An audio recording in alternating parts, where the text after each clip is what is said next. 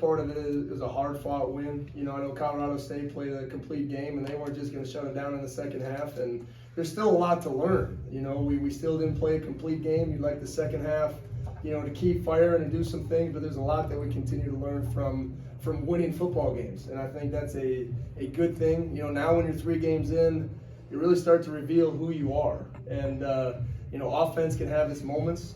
You know, we weren't as good as we need to be up front to win big games. And as we get into Pac-12 play here, you know, that's got to make sure it's something that we firm up. But when you play with effort, you care about each other, and you do the little things, you can win a lot of games. So we're staying 1-0 mentality and excited to get this win. Talk about Jaden Hicks a little bit. Makes his first career start and does so in style. 10 tackles, a pick, a thunderous pass breakup. Just what did you kind of see from him kind of stepping into that moment? Yeah, it isn't just one thing that Jaden does. It's just the collective of what we think he can be. And he's shown flashes of it the last 2 years. And to go out there in the moment, I knew he was ready. And the best part is, you know, he hadn't played strong safety since the first week of fall camp, right? To do that on a week, it's just special performance. But that's the expectation that we have for him, and I think that's what he's capable of doing. And I think he showed that, and he played with extreme confidence. He wasn't perfect. There's a couple things that he can learn from, but just excited with the upside of Jaden Hicks. How cool, at least for you as a coach, was that all that for Cannon? He gets the 6 carries and then punches in at the end. No, he's been through a lot on and off the field. Just for you as a coach, how special is that moment? No, for Cats, it's special. Something hopefully he'll never forget, because when guys work that hard and they sacrifice themselves for the betterment of the team, but I've seen it, right? He used to terrorize us on scout team, and I call him cutback Cats, and we couldn't control him. And every scrimmage, he pours his heart in there. So to get that opportunity and carry the ball like that is inspiring, not just for me, but for that locker room full of guys that are just so happy for him and what he accomplished. So a lot of people say he couldn't play in the Pac-12. He went out there and did it and scored a touchdown. That's pretty special. What can you say about Deion Henley? 13 tackles, 3 sacks, 2 forced fumbles. He's really kind of impacted every part of the game for the last 3 weeks. I would say this. There's a lot of emotions for Deion, and I was nervous coming into the game.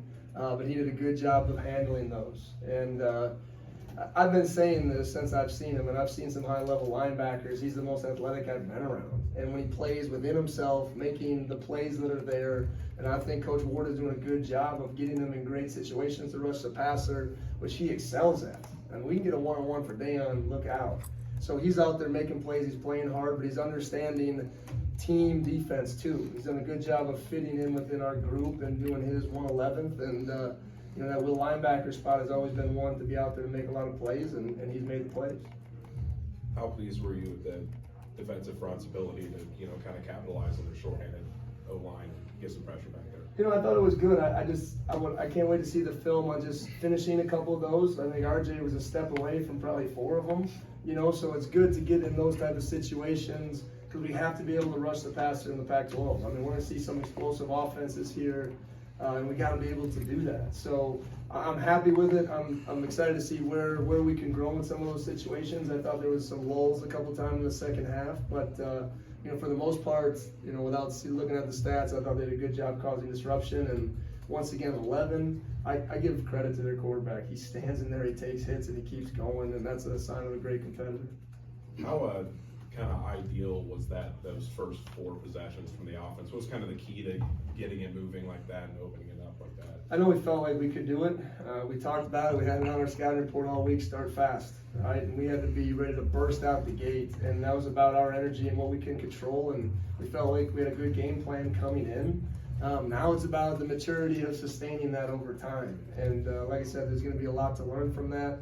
Our offensive guys came out of the last 2 games really, really hungry to get better and to show what they're capable of doing. And you know, I think it's about a half full, half empty, and we got to keep learning and growing and getting better. So it is what we're capable of doing. We can be explosive. We can take the ball down the field. We just got to make sure we're doing it all together for full 60 minutes. And on that kind of just initially the progressions you saw from Cameron Ward from the first 2 weeks, how's he settling in, especially in that first half? Well, it was electric to start the game, you know, and I think Cam, you know, just in our meeting this week, he was very confident in the plays and what we could do, and to get some tempo and a rhythm to the offense. That's what you saw, and that happens to give him tempo and rhythm and his reads and his keys and his signals. So there's a lot of things that just felt that really progressed the right way. But still comes down to a couple decisions that we got to be better, especially in the second half. So once again, he's going to be the first one in the building tomorrow, and expecting to want to play better and find ways that he can grow. So that's what I'm most excited about, and we'll get back to it come Monday. Coach, you talk about there's a lot to learn. Still, can you just touch on what you feel like you have learned specifically in this game and what you want to take away, carry into Pac-12 play?